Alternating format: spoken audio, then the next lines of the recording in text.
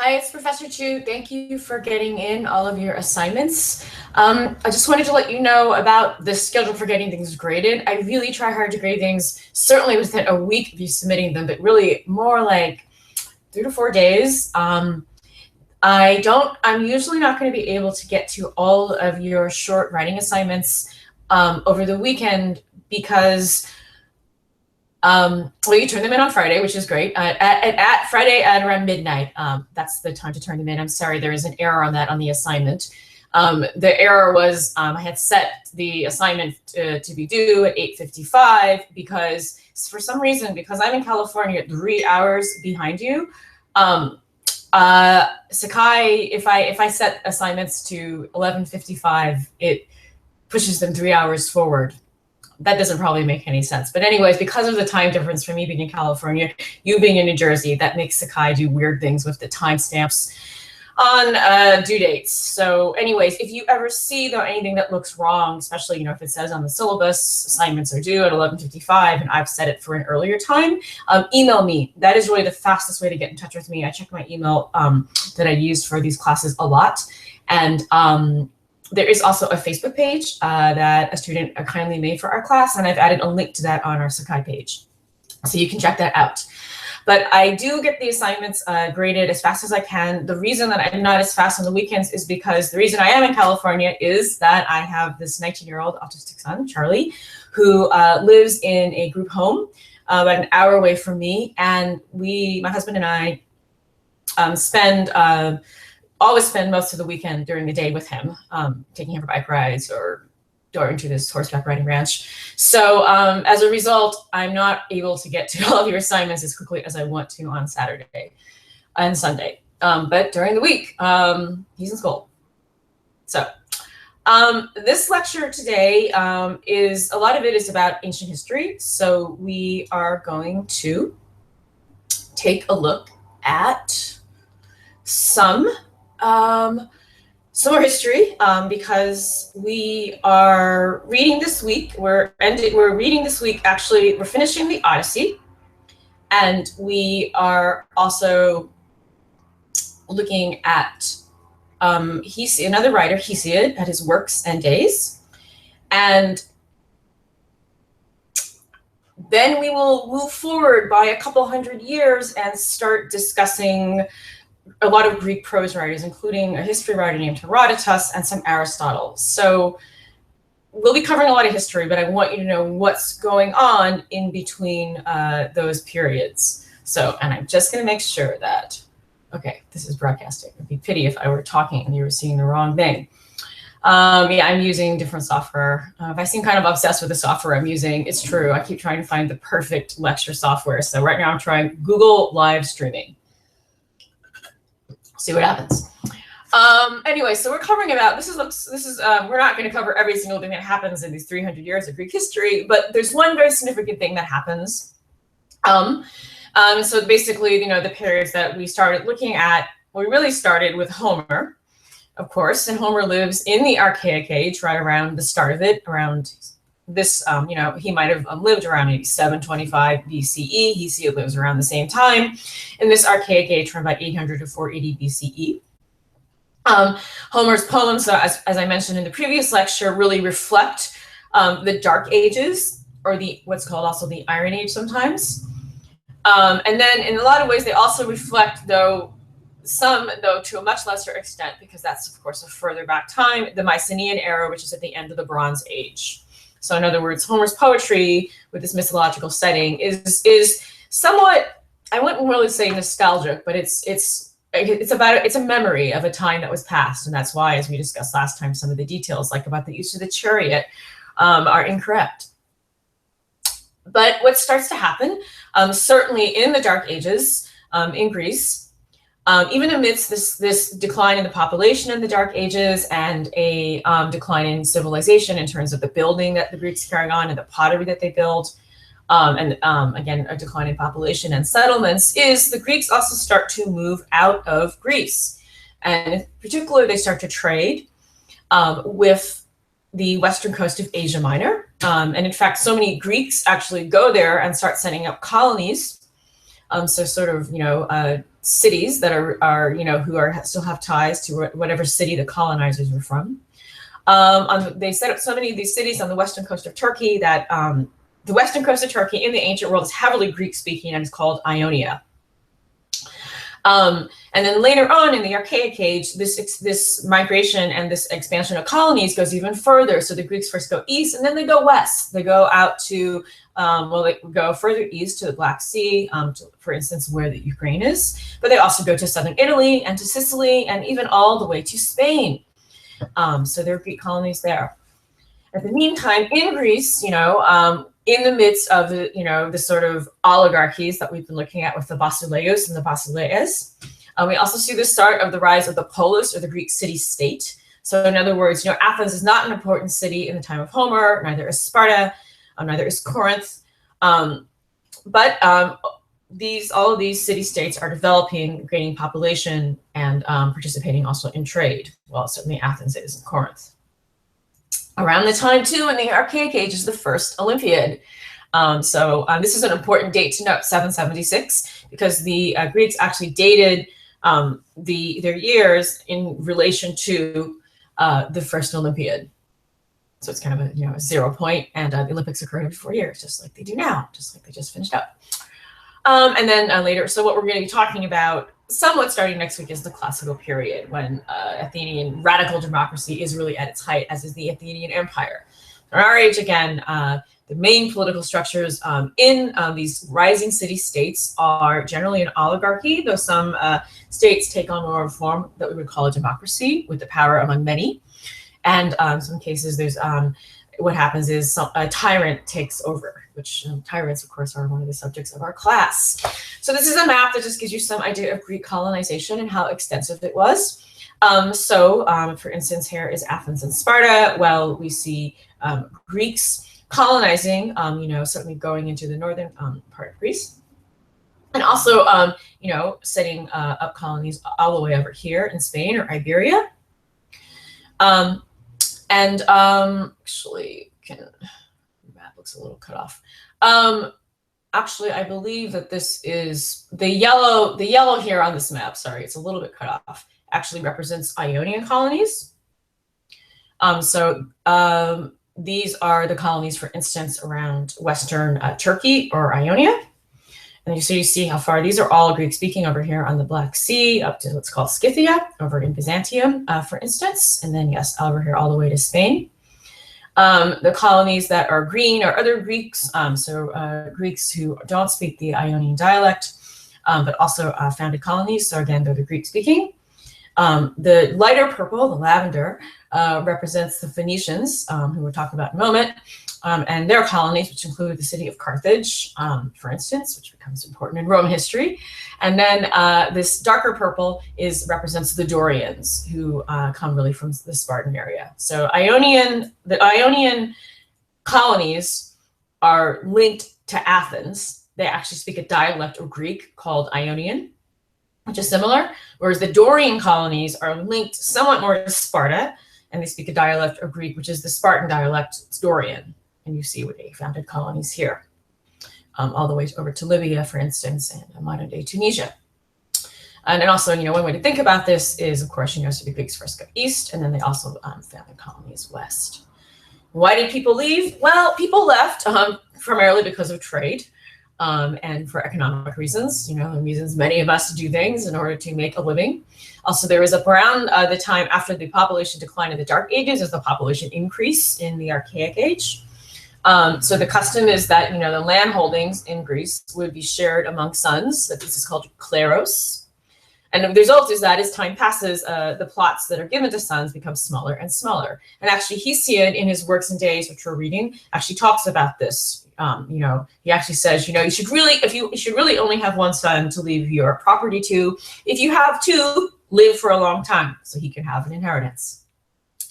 Indeed, those who left were young men, so they were generally young men who were not the first sons in their families and weren't going to inherit as much property, with about 100 or 200 of them leaving in these pentaconters. That is the name of a ship that was built by the Phoenicians first. So they have 50 rows of oars, and of course that only includes some of those who are on the ships. There's have your captain, etc. And And as with all Greek, well, with all undertakings in ancient Greece, a leader first consulted Delphic oracle. So there's always some kind of religious connection to, you could say, attached to, you know, where the colony is going to go, what's going to, and they would take with them the sacred fire, shall we speak, so they could kindle a first sacrificial fire. So again, some kind of religious link to connect them to their hometown. And even some colonies are linked with mythological figures from the past. So for instance, the hero Hercules is depicted in a myth as going to Sicily to defeat a monster called Geryon. In other myths, he actually goes all the way to Gibraltar, seen at the end of the world, where he builds the Pillars of Hercules. So these places would be connected with, if people could, with mythological sources. And that's a way to sort of almost give legitimacy to a colonizer. Like, why are they going there? Well, there's a mythological connection, you know, an ancient genealogical connection.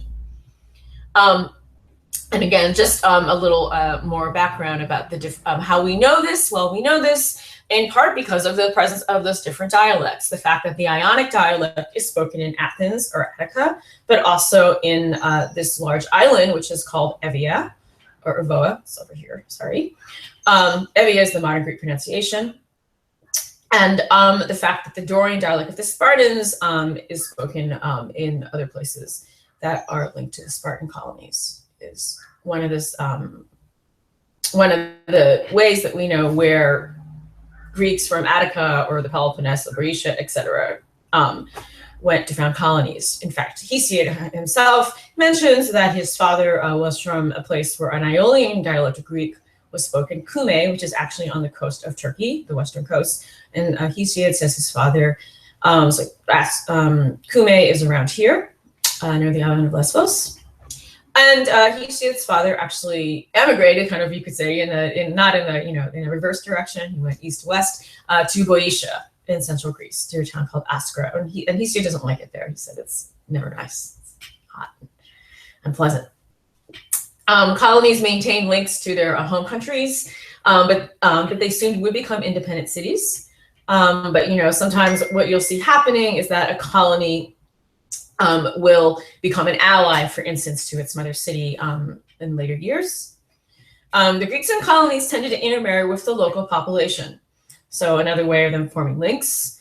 However, their language and culture came to dominate. And also we see Greek city planning coming to dominate. So we have ruins, for instance, of a settlement called Megara Hyblaea in Sicily, which you can see had the Greek city structure of an agora, or the marketplace, or the assembly meets, and then small domestic buildings would be arranged in a grid. So those are features of Greek city planning.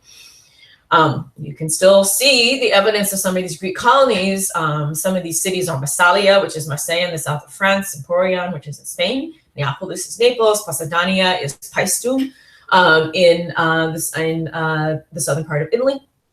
Syracuse, of course, is the island of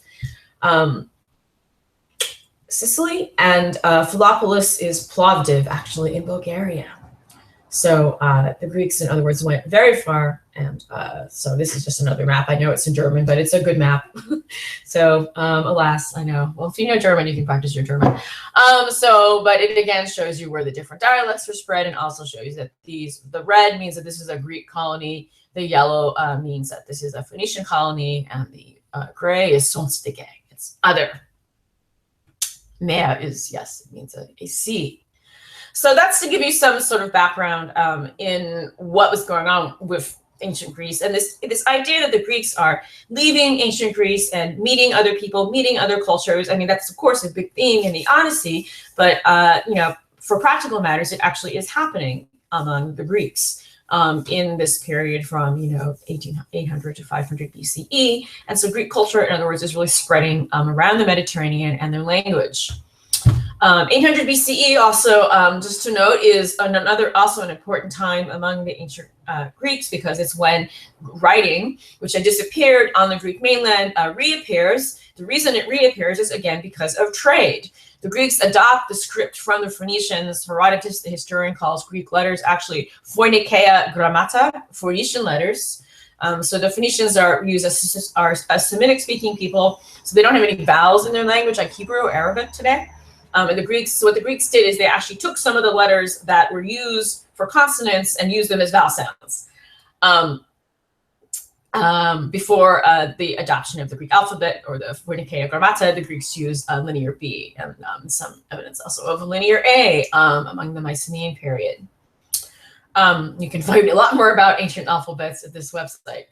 Well, what can we say about all this too? So I mentioned the Phoenicians because it's another sign of how Greeks are being influenced by other cultures. And of course, if you, looking at a map, one thing you can really think about is this map does not convey this as well. Athens, located here, which becomes, of course, a major political and economic and intellectual center of the Greek world, it's perfectly situated. It's right between the East and the West. So, and Athens actually, even though Athenian citizenship is a prize, many foreigners lived in Athens, and the city was a lively place. It was a place where people from other places were certainly not unwelcome. They were welcomed. And, again, even though Athenian citizenship is a prize, only Athenian males, for instance, can vote, and only Athenian males above a certain age.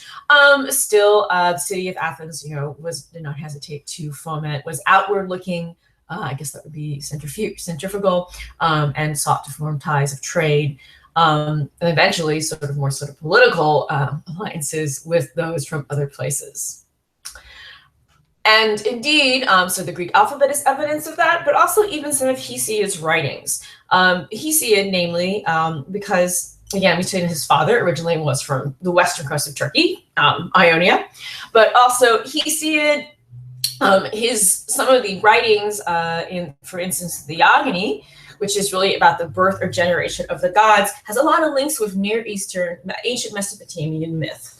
A sign of how ancient Greek myth is certainly influenced by Near Eastern and ancient Mesopotamian myths, but also, again, you can't think about ancient Greek culture in any ways as contained, that there's some kind of, in itself, certainly there were lots of different cultural mixings and borrowings and intersections going on.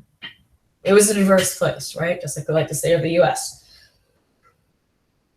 Well, and I'm not talking as much about the Odyssey in this lecture because I feel like we talked a lot about the Odyssey. Although you are welcome certainly to write about it, especially about the ending of the Odyssey for this week's essay assignment. The Theogony is really both a poem about the birth of the gods and also the birth of the cosmos. And this goni, for instance, is used in word. You see it in English words like generation. It's a related word. It means birth in Greek from this word gignomai, like gonad. And you can think of it as a continuous account of the gods, often read in Greek mythology classes, for instance, because it does talk about all the gods. It also explains sort of how the Olympian gods come to be through the presentation of a bunch of succession myths. And it's also a theology, it gives us a poem about the theological traditions of early Greece. And it gives us a good impression, I think, about both Greek religion and Greek mythology. So you have Gaia, who is a huge primal anthropomorphic deity, but Gaia also means earth. She is the physical earth. And so I think it represents very much the sort of fluidity and, centrifugality, you can say, of Greek myth and thought. It's also a very early myth about the invention of the poet, and certainly Hesiod, much more than Homer, emerges as a real character in these two poems. From the start, the Theogony will talk, so there's so many some themes to keep track of as you read the Theogony are the theme about Eros, which is the word for love, desire. As I always tell students, it's different from the Greek word philia. Eros is sexual love, passion, and it's definitely a driving force in the Theogony. So it's notable that it occurs early, and of course the Theogony is all about the birth of different gods after, birth happens because of Eros. We certainly see Eros at work, for instance, and this is kind of an outline even of what goes on in the poem between Gaia and her son Uranos. There's plenty of incest, yes, going on in this early Greek mythology, which is not to say the ancient Greeks practiced incest. A student once asked me that question. That is not the case at all. These are Greek myths. It's not what actual Greeks, ancient Greeks, what they actually lived like. So yes, Gaia couples with Uranus, their son Kronos then castrates Uranus. Aphrodite, the goddess of love, is then born from the blood, from the severed testicles of Uranus. And then Kronos will be overthrown by his son Zeus, and then we'll see Zeus at the end of the Theogony pairing up with many, many women, mortal and not mortal, divine, to have heroes and children. So this is just a guide to direct your reading of the Theogony a little and get a sense of it. You know, first of all, the creation story at the start is about chaos. It happens, but Hesiod establishes that part pretty quickly and then moves on. And he's mostly interested really in, again, talking about how the gods arise, and, you know, keep track of who comes first. And also, along with the fact that the poem is about the birth of the gods, it's also very much a poem about the birth of the existence of evil in the world. And also the rise of justice. So actually this would say Theogony and works in days, because the business about ages actually comes and works in days. Here, I will make sure your presentation notes are correct. Another thing to keep in mind with the poem is that we know, where do you see contradictions or conflicts or you know, things like doublings. For instance, you know, Eros seems to be an important principle in Theogony, but also it's a word in Greek that looks very similar, which is Eros, which means strife. And Hesiod actually has a definition of that in the works and days. So, if you're, one way to think about these sort of cultural, you know, mixings that you can see in Hesiod is to note that his creation myth and some of the has some parallels with some other ancient creation myths, or can be, you know, thought about in terms of them, I would say.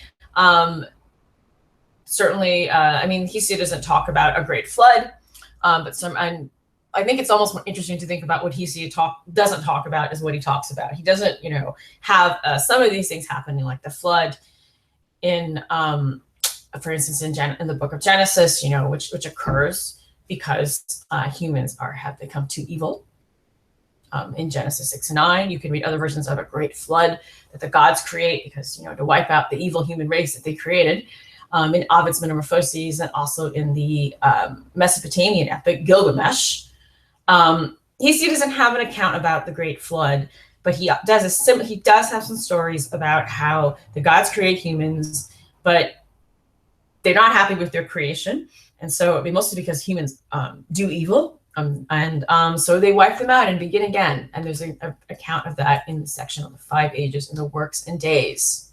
And this slide just gives you some connections about stories about the Greek flood and about a flood and creation in the ancient world that you can compare. And again, the reason I include this material is that Hesiod, and certainly a lot of scholarly work about him, has really looked into his connections with the ancient Near East and how much he draws on ancient Near Eastern literature.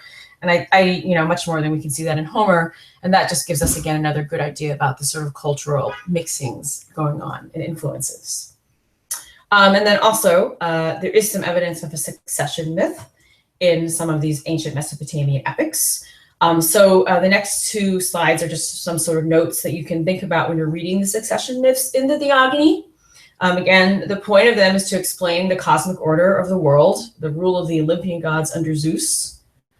One thing you'll really note is that the relationship between fathers and sons is violent. It is full of Eros, or strife. You know, Uranus, you know, and couples with his mother Gaia, but then they have all these children. Many of them are monsters, and Uranus actually stuffs them back into Gaia. Kronos in the myth then reaches out from a recess of Gaia and castrates his father, and then again Aphrodite is born from the results of that violent act. Then there's a second succession myth in the Theogony, which involves Kronos, the son of Uranus and Gaia. He mates with his sister Rhea, the youngest god produced is Zeus. So there were many other Olympian gods produced. Fearing succession, Kronos swallows all of his offspring except for Zeus, and he doesn't swallow Zeus because of a trick. Gaia, so grandmother of Zeus, comes back along with Rhea. They give him a stone. And Zeus, after he grows up, liberates his siblings, and also the Cyclops, who are his uncles technically, and the 100-handed monsters. And there's a military takeover where Hesiod, has sort of a scene in the Theogony, which is a little bit more like something in Homer, where he actually talks about a battle scene, with the Titans fighting against Zeus and the Olympian gods. And there's another battle scene in which a god, a being called Typhios, a monster, is defeated.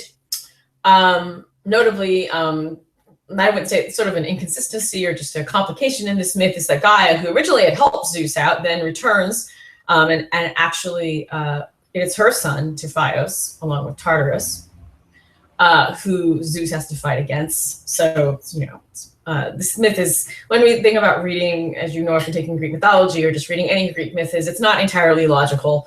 The conflicts and everything that arises in events, sometimes they don't make any sense why someone suddenly appears to do something. But that's Greek myth. The point of this military takeover is that Zeus wins, distributes the spoils to the other Olympians. He gets the heavens, one of his brothers, Poseidon, gets the sea, the other brother, Hades, gets the underworld.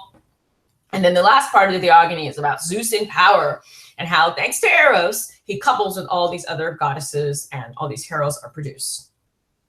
Of course, one other piece to keep in mind when reading both the Theogony and the Works and Days is the figure of Prometheus, who's a very interesting figure.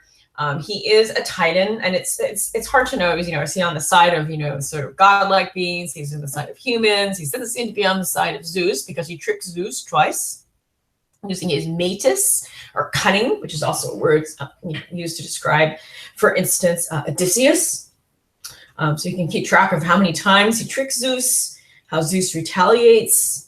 And also, if you're just thinking about the two versions, so you can, you might want to note what is missing in each version of Prometheus and Pandora.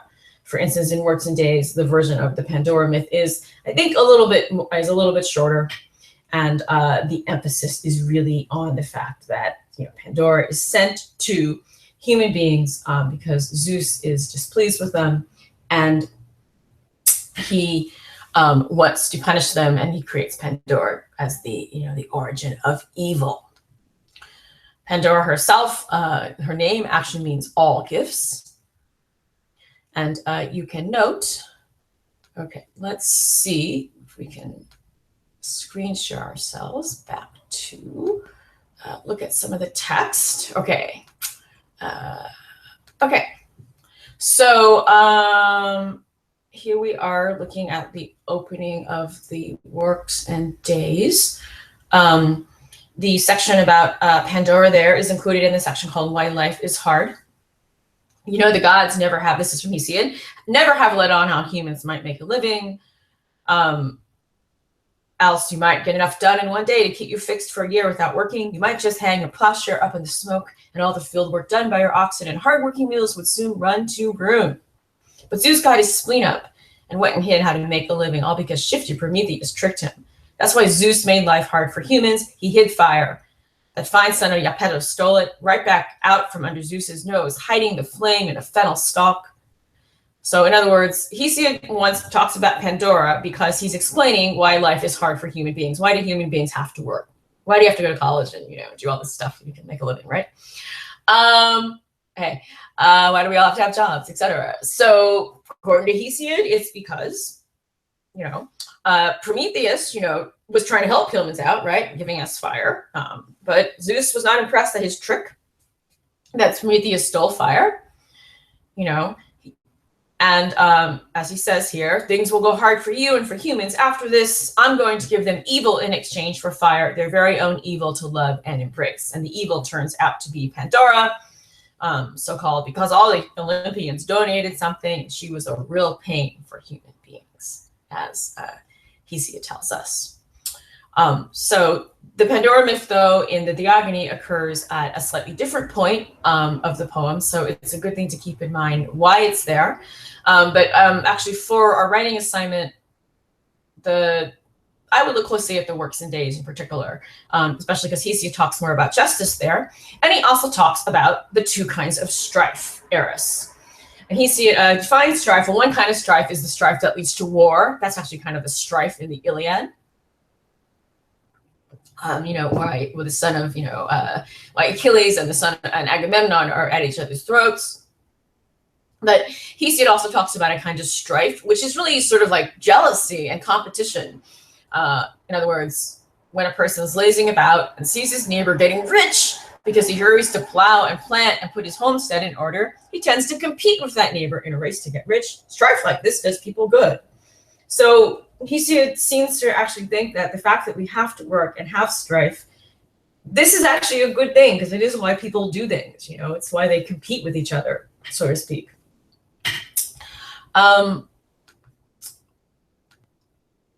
That's what Hesiod says. And so these are all passages from this version of Hesiod that we are reading. And I will also, let's go back to what we were talking about here. The idea, again, in Hesiod is that Pandora is created because, Prometheus, tries to help humans out by giving them fire. Zeus gives Pandora, in return to get back at Prometheus, and that's the creation of evil, the creation of humans' woes. The passages on the Theogony, again, are good to look at in terms of the story of Pandora. The story of the Theogony, I think, on Pandora is even more specifically about connecting evil to women, to gender. And that part of the Theogony actually ends with a section about all the kinds of women who are bad or evil. But we're not looking at, you can certainly talk about issues of gender in your essay if it's relevant. The question for this week, though, for the essay actually asks you to talk about what Hesiod's definition of justice is, and then to compare that to either the Theogony, in terms of, what does the Theogony also say about issues of justice, what is right and wrong, or the creation of evil. So you could certainly look at the sections on Pandora for that. Or you could talk instead about the Odyssey, in particular the last 4 books of the Odyssey, where 21 is the contest of the bow that Penelope announces as a test to see who will marry her. 22, where Odysseus slays all the suitors. And then 24 in the Odyssey, where the suitors in Hades meet the ghost of Agamemnon. And Agamemnon hears that the suitors have been killed by Odysseus. He's returned home as the rightful Basileus, as the rightful king. So Odysseus slays all the other Basileus, and he takes his position again. Agamemnon is happy because, of course, that doesn't happen to him. When he goes home, he gets killed by his wife Clytemnestra and by his cousin Aegisthus. Also in book 24, Odysseus is reunited with his father Laertes, so his genos, his household is very slowly being brought back together. But meanwhile, the suitors' families, because remember, the suitors are also noble, they are also Basileus, they want revenge. And it's only because, they actually march out ready to fight against Odysseus, and, Telemachus and Athena intercedes. She talks to Zeus and says, Ithacans, lay down your arms. And so, the ending of the Odyssey, if you trying to think about it in terms of, is this a just ending? It certainly seems, it seems right that Odysseus should get to return home to his family. That's what the point of the Odyssey is about. But he has actually slain, many of the eligible and, young men who are actually his subjects, his Basileus. Of course, they were trying to, you could say, usurp his position because they were trying to win the hand of his wife, Penelope. But you should ask yourself, is this a satisfying resolution? And think that the Odyssey, it doesn't just end with Odysseus returning home. It ends with Odysseus seeming to want again to reassert himself as the Basileus in power, but that does involve an act, shall we say, of violence. In writing your short essay, you should absolutely look at the section on justice, which is the very end of the Hesiod selection that I asked you to read in Works and Days. And of course, you're welcome to read more of Works and Days. That is actually on pages 30 to 35. Justice, in the word that Hesiod uses for justice, means justice in ancient Greek, is dike. rhymes with Nike, but Nike should be Nike, I guess. It's D-I-K-E. Justice, it means justice, yes, but it also means what is right or customary. What is, what the way things should be. It means what should be in order. The word has a lot of other meanings in ancient Greek. It then comes to mean a judgment or actually a lawsuit. And then it also comes to mean, well, the consequences of a lawsuit, the consequences of not doing what is right. So in order to restore what's right, a penalty, an atonement, a punishment. So in other words, you could say that justice most means justice and the punishment. It kind of both means, the crime that you commit, and then that you get judged on, and then the punishment is also the decay. So Hesiod describes justice in, a long section, and he connects it with this idea of why life is hard, why humans are evil, why they've degenerated, and by addressing his brother Perses, which we see him doing in the Works and Days. So the Works and Days does also have this really sort of familiar quality that you don't see in Homer. There's some people who are not sure if Hesiod was a real person. Maybe he was taking on some kind of persona and talking like this in the Works and Days. We can't know that. We can debate about that. But Hesiod does show a lot of personality. So for instance, when he talks about justice, really what I want you to do for this week's assignment is really look at what he says. Don't tell me what you think justice is. Tell me what Hesiod says it is. He says, listen to justice, don't cultivate violence. Violent behavior is bad for a poor man, okay? When it comes down to it, justice beats out violence. A fool learns this the hard way,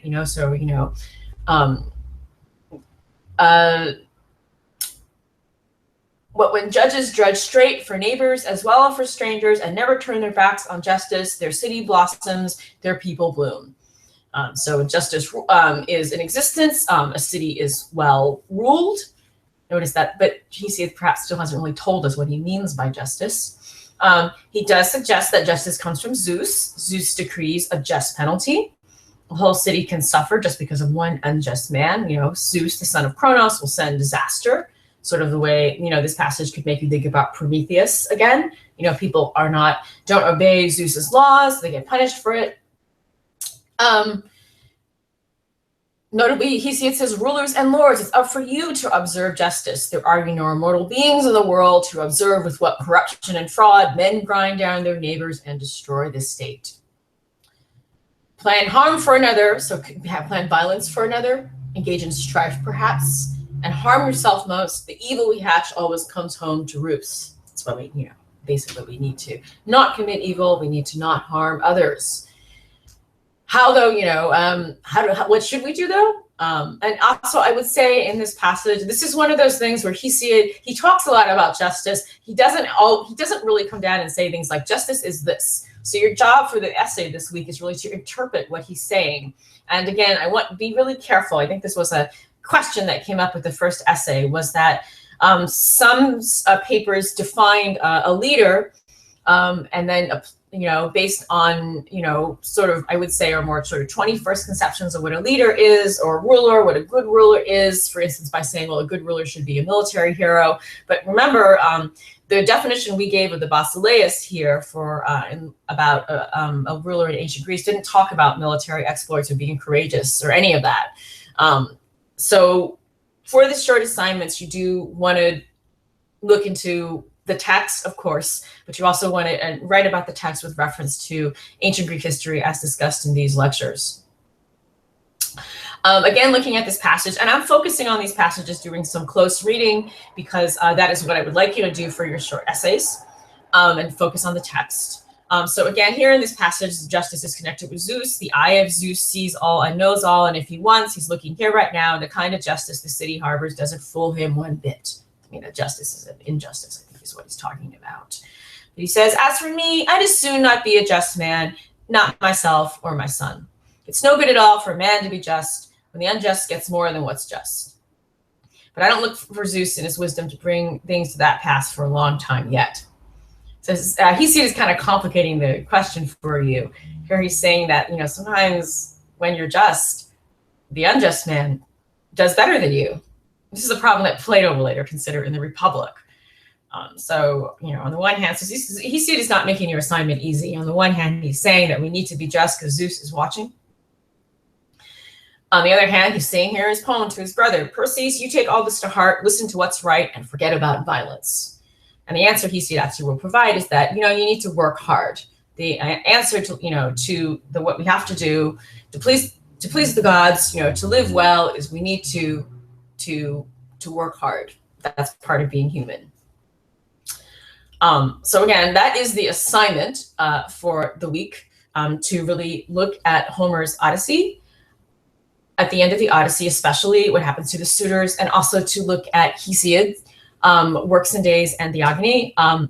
I didn't look at any passages, particularly of the Theogony, in this lecture, but I can, if there are passages that you think you might want to write about, but you're not sure if they would really fit in with your assignment, you are really free to email me.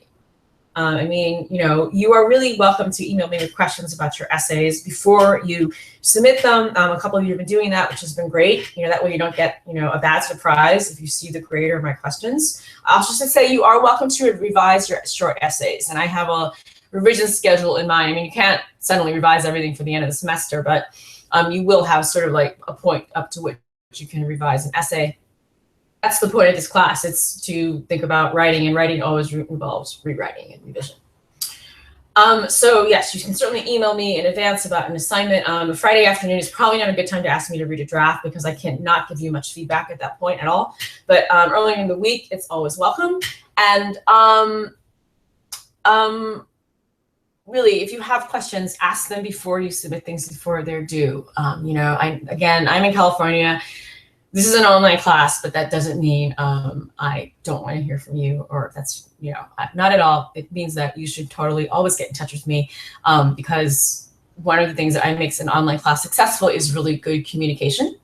And, I'm afraid I can't anticipate all your questions, but please, I don't mind getting a lot of emails. I really, really don't. So I hope to hear from you this week, and let me know what you think about Hesiod.